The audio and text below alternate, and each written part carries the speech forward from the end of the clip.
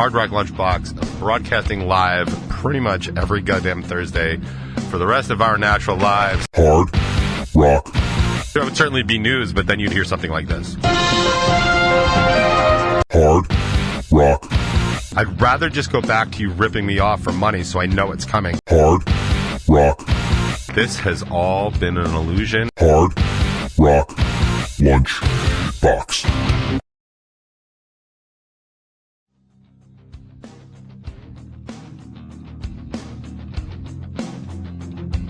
What is up, everybody? Starting the day with the wrong button. Good job, good sir. Yes.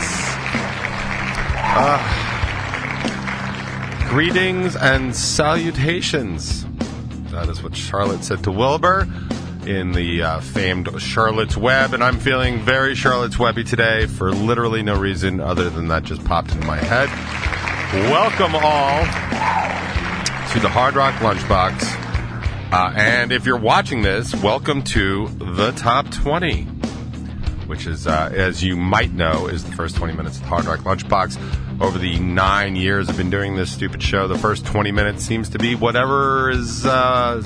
about whatever is bothering me at the current time. It could be political, it could be social, it could be medical, it could be personal. It doesn't really seem to matter. But today we are actually back to the old school, talking about bands and life of bands on the road and all that other good stuff. But I will get to that really, really soon. How's everybody doing? It's good to see the chat filling in a little bit. You can join the chat, be part of the conversation at 99WNRR.com. That is New Regal Radio's site, and that is where you will find the Hard Rock Lunchbox broadcasting live pretty much every goddamn Thursday for the rest of our natural lives. Thank you.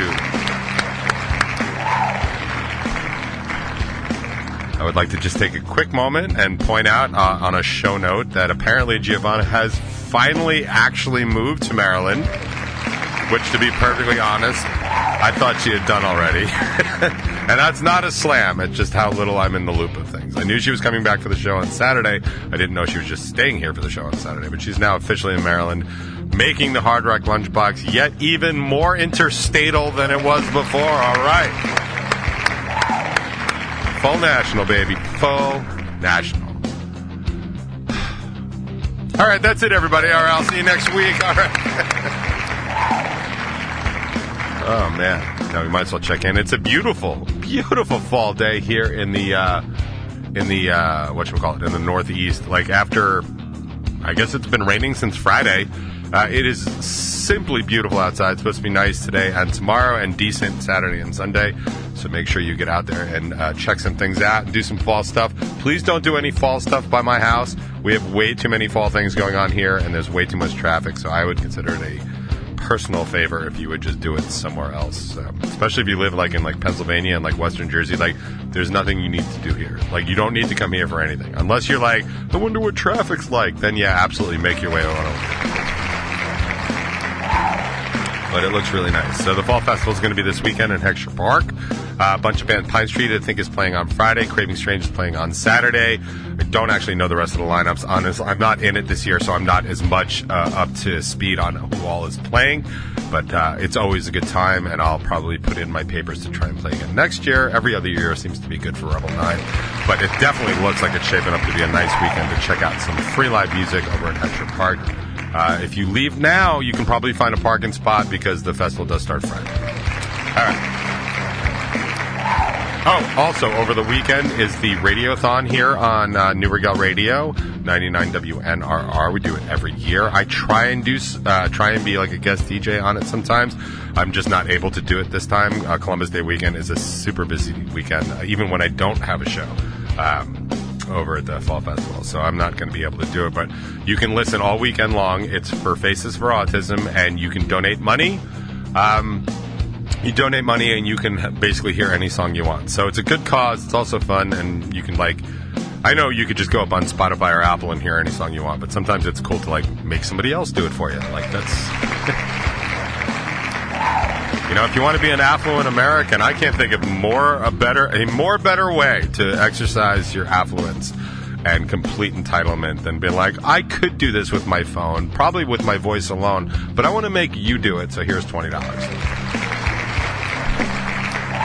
I know a family friend of ours, her son was doing Uber Eats kind of like roughly around the time that COVID had sort of started, so Uber Eats just like went totally through the roof for everybody, but sort of like I live kind of near the Gold Coast of Long Island, like the whole Great Gatsby. Like, you want to talk about Great Gatsby, you want to talk about affluence and entitlement, and you go north of 25A and it is absolutely everywhere. But he was saying that like sometimes he would get like Uber Eats orders for like a bottle of Gatorade, so like a $2.50 thing, and it would cost like $15. Like that is rich white entitlement, and like you don't really find that in too many places except where you find rich white entitled people, which, if you look closely, are on the North Shore of Long Island. I'm just saying, it's where I heard. It's what I heard. So what else is going on?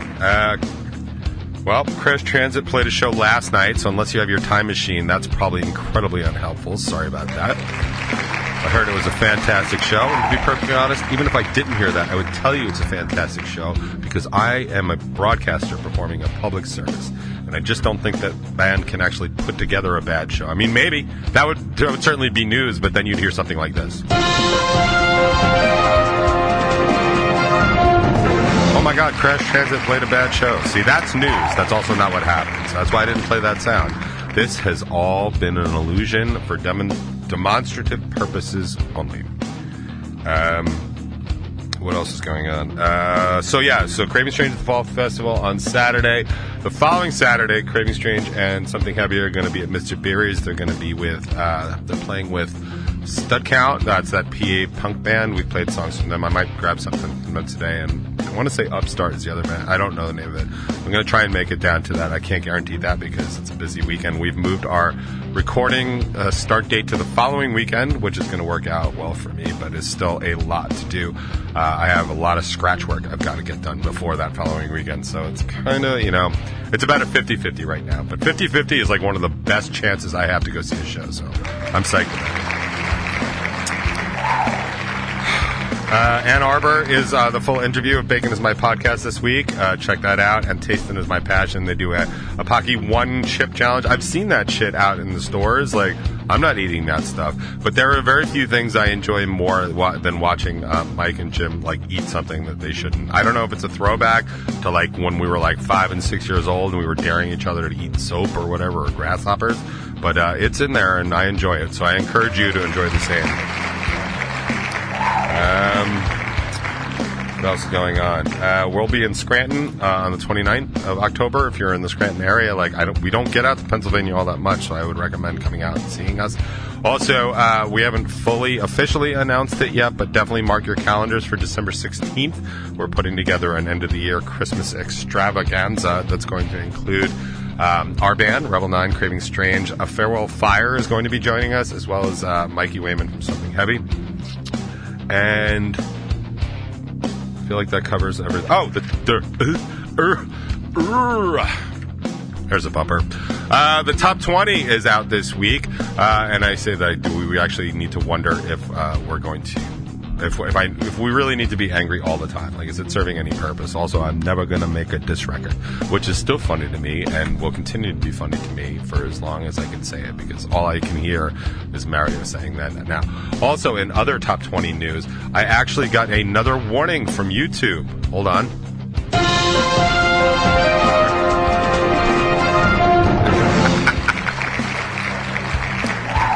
This is actually a warning on my Top 20 show from January 7th, 2021. Yes, if you're playing at home, that is well over a year ago. It's also the day after the insurrection at the Capitol. And I got the warning. I haven't watched the whole thing yet, but the warning is because YouTube says that don't allow anybody to spread any misinformation about the election. And I was like, I didn't. In fact, I was calling people out that were spreading that misinformation, and then they called me out for doing it. So, first of all, if you go anywhere on YouTube, you can absolutely find that stuff. So they're doing a hell of a good job out there. Good job, Google. That's as sarcastic as I can make it. But I'll have more information on that later. Because what I want to talk about today is kind of important to me and probably important to any bands that are listening in the audience or familiar at least. And I think it's interesting or timely because it's really what the Hard Rock Lunchbox started as, like my stories from the road, bands I would meet, experiences we would have that not everybody has unless you're in a band, right? Like there are things that bands go through that people and fans and stuff like, God bless all of you for your support, but you're completely oblivious to stuff that we have to deal with. And I don't even know how many people are going to be familiar with the stuff that I'm talking about, that I'm going to talk about today. But if not, you should know this, and you can be interested by it. So let's see where that takes us. I want to take you back on a time field trip. The year is probably 1908 because I'm about 15 years old. That's not true. I'm not that old. I don't know what year it was, but I was about 15 years old, and I was in a band. I was in a band called Sour Mash. We stole that right off the bottle of a Jack Daniels bottle, and we thought we were as cool as you could possibly be, and we could not have been more wrong. But at the time, we were pretty cool. And we were a band. We did all covers. We did a lot of AC/DC covers. We did a lot of Scorpions. We did some Van Halen.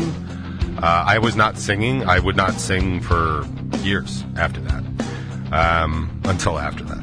But I was a lead guitar player, and we booked our first in a venue/club show. We had played some house parties and stuff like that, as you do. When you're kind of coming, or as you should, rather, as you're coming up as a band. It's how you cut your teeth on stuff.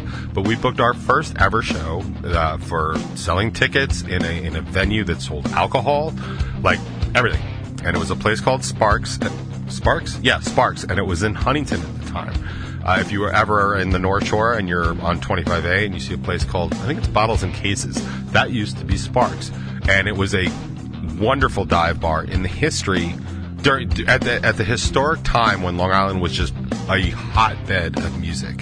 You know, places like February's, like Hammerheads, like Lemoore Far East, obviously Sundance and Bayshore, and the Roxy in Huntington, even probably even before the Roxy actually, but the days like the Continental and like Limelight and stuff like that. All those Roseland, all these great places. So it was kind of the height of some of that. And this is just what you did. When you had enough songs that you could go play a set, you went to a venue to try and play it. So we did that, all at the ripe old age. I think I was the youngest at 15. I might actually have been 14, but I think I was 15. And so we played the show. We played it well. I mean, I don't remember any sort of bad feelings about it. Our parents drove us there and dropped us off and stuff like that. And we had some friends come in, for sure. I think we had gotten the gig. In fact, I know we had gotten the gig because a friend of mine, their older sister, was dating the booker. Super, right? My first connection. Yeah. My first unearned connection. And so we got the gig. And we played the show. We sold the tickets we were supposed to sell. We were supposed to get paid afterwards based on all the tickets and stuff. And then immediately after the gig, the promoter took us out, the booker/promoter took us out back, said, "You guys did a great job. It was awesome. Unfortunately, we're not going to be able to pay." I don't remember anything after that. I've told this story dozens of times since then, because the reason it's important is because it was the very first time that I, as a professional to-be-paid musician, got fucked over. And I don't think I thought at the time that it was going to happen again. But it would not be long until it happened again. And it would not be long until I realized that this is the game. It's always the game. And not always do you get fucked over as a band, as a local band, as a national band, as a touring band, but often enough. Because people will change the rules on you, especially when it comes down to the money that they're either making or saving, or they're just scumbags and they're lying to you. So many times, bands run into problems where it's, oh, you didn't sell enough tickets, or you didn't bring enough people. I mean, I think we've all seen stuff that had gone down in the early days of maybe even like some Club Loaded stuff, or I don't know if they were Club Loaded back then, but in the early days, like where you would show up to play a show, probably when it was still Ollie's Point, when Revolution was still Ollie's Point, where you would show up to do a show, and if you hadn't sold enough tickets or you didn't have enough people come down, they wouldn't even let you play. Like, that is just the game. That is how it is done. It's awful. And in the case of Club Loaded and Ollie's Point, I, as the band, when I was in G. Davy, opted to not play there. We played Molly Bloom's 2 plenty of times. And that was before, and we went through Patty Dodge, who never pulled that shit on us, ever. And then when it was Ollie's Point, like, it was a whole new game, and they wanted us to bring, like, 30 people. And I was like, well, how many people do you guarantee to be there? And they're like, it doesn't work that way. And I was like, then G. David doesn't play there. And we didn't. We would rather go play a Coke bar like the Zebra Lounge and pack it out with, like, 100 people. And that's what we did. We got paid well for it. But it's part of the game when you're in a band. When you're in a local band, a touring band, a national band. You know, I'm sure there are national bands that are still getting screwed over. I mean, maybe not to the level where it's like super high business, like if you're in the Foo Fighters or Green Day or something like that. But like, I feel like I know some nationally touring bands that get screwed over all the time. Like, all the money didn't come in, we didn't sell the tickets, so here's half of what we promised you. No matter how contractually obligated you are, I see it all the time. I am very fortunate that it does not happen to me all that often. In fact, I cannot tell you the last time that it happened to me. I'm sure it's within the past 5 years, but like, I just generally don't work with people that I don't know, or if it's a shit deal, I know it up front and I just sort of accept it. You know, sometimes the intangibles are kind of worth it. Like, we have shows where we don't get the full door, we have to split it with the bar, but we also know that bar is super good at like collecting all the money from people. And we've had bars where the bar isn't interested and they just give us the full door, but they're not so motivated to collect money. So I see like 100 people in without stamps on their hand. Like, that's not cool. And sometimes it's malicious and sometimes it's not. But that is how bands traditionally get screwed over in the business. If you ask anybody in any band, they've got a story kind of like it. Which brings me to Saturday. I have played Amityville Music Hall for the better part of a decade, since it was Broadway. Broadway was our partner bar when I first started doing the New to You shows. When I first started them before they were even new to you.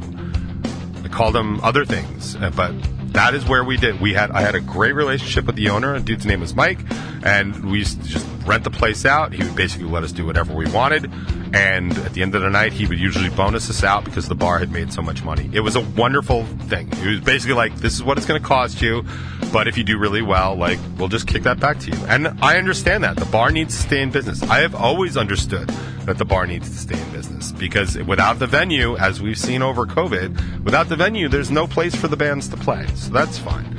I played there then. Even when it turned into Amityville Music Hall, the first incarnation, it was kind of dingy and the sound wasn't so great, and they really weren't investing in it, and service wasn't always good. Sometimes they would have like one bartender for a packed house, which is really not the way to go.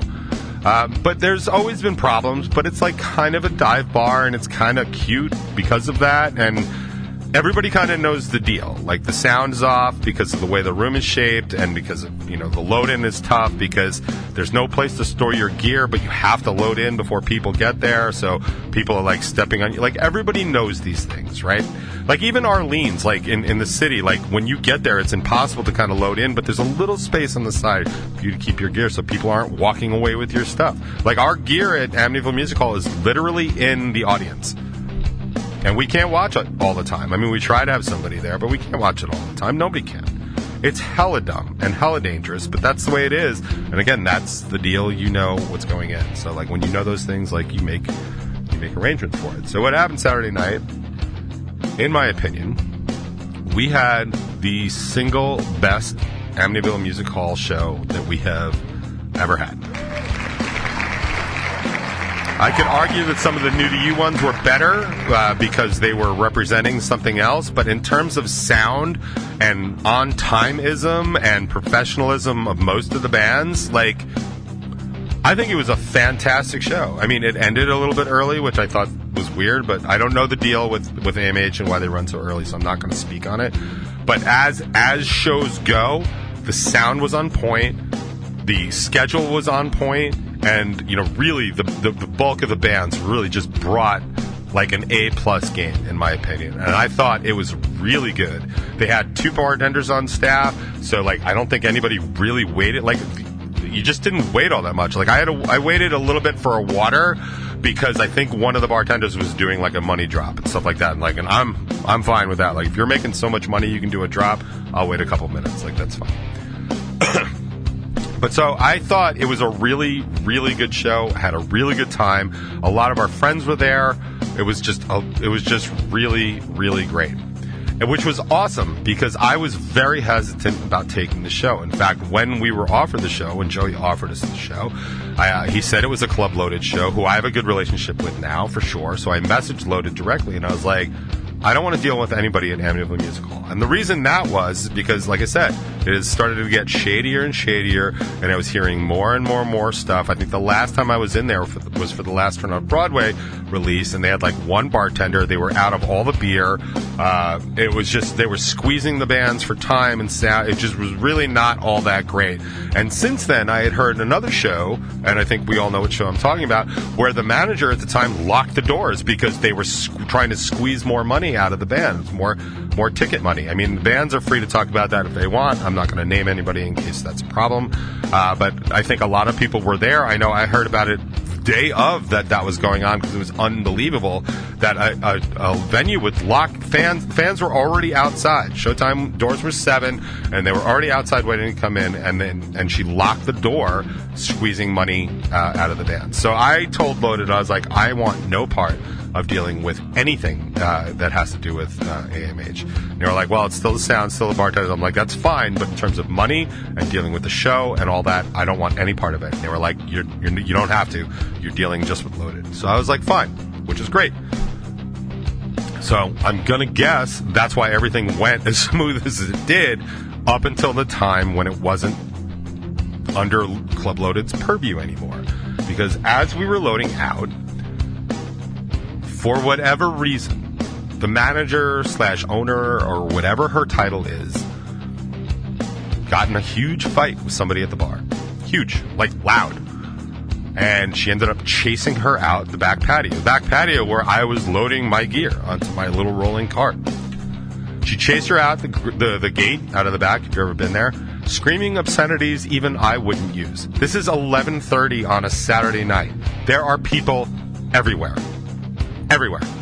And the manager or owner of this club is screaming obscenities and threatening basically to kill this other person. Now, I've been in fights, so I understand like how your mouth kind of runs away at you, but I will tell you that if that was a patron of the bar, security would have thrown them out immediately.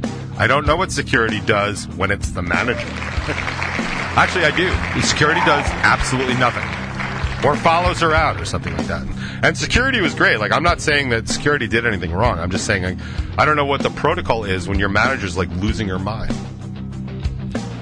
And as if that wasn't bad enough, I actually just sort of held back and let it all try and calm down in the parking lot. But if that isn't bad enough, the thing that really tipped this over is once she returned into the patio, she immediately started screaming at me. She was saying that, whose friend is that? Somebody must have brought that, and, like, dude, F-bombs constantly and screaming. To which I said, I don't know who that is. And then apparently that wasn't good enough because she decided to step to my face and say, well, somebody must know who that is. Somebody brought her here. Did you bring her here? Now she's a foot from my face. And she's screaming. And I have had enough. I told her no, and I told her that she needs to step the fuck off. Because I don't deserve to be talked like that. I don't deserve to be talked to like that by anybody. Ever. Ever. Let alone somebody I just busted my ass to put asses in that bar for. I don't know what our bar bill was, but I know my band alone is good for several $100s, I'm sure. Especially at $15 a drink, which, by the way, is a whole other problem. It's a real whole other problem. $15 drinks in Amityville? Are you shitting me? Screaming at me. So I finally had enough. And then she's yelling about how she owns the whole building, and I told her I don't give a shit what she does. I don't give a shit who she is, because I don't. And I grabbed my stuff and I loaded it out. I had to go back in and get more stuff. And when I go back in, I load the rest of my stuff. She's just sitting there pacing like an angry animal. Just pacing. So I take a deep breath and I walk up to her and I'm like, I know you're upset, or I can see you're upset, and I'm sorry for everything that went down went down outside. Trying to calm it down, trying to get out of there on a good note. She looks me dead in the face, tells me I disrespected her and that I need to leave. And all I could do was really just kind of chuckle. Being yelled at by some 20-something that doesn't know how to do her job is super upset because somebody pissed her off in a bar is not my problem. And more than that, it is not how I'm familiar or used to getting fucked over by clubs. I'd rather just go back to you ripping me off for money so I know it's coming and I know how to fight you. Treating me like shit is never going to be a way to go. And that's why I'm telling absolutely everybody I know, every booking company, every PR company, every touring band I know, to not set foot in Amityville Music Hall until she's replaced. Because nobody deserves to get treated like that. Keep in mind, I'm the talent. I played there last night. That night, I played really well. I brought people, paying alcoholic, drinking people to see me. And that's how I got treated. She got mad at somebody in the bar and needed somebody to blame. And she picked me. And she fucked up. Because I hate that fucking place. And until they make a change, you will never see my ass in there. And I'm imploring all other bands and all other fans of local music to not step in there. Because honestly, of all the clubs that we've lost over the past couple years, that's one that we really should lose. And that's my top 20 plus 6. I don't hate this town. I do hate that one.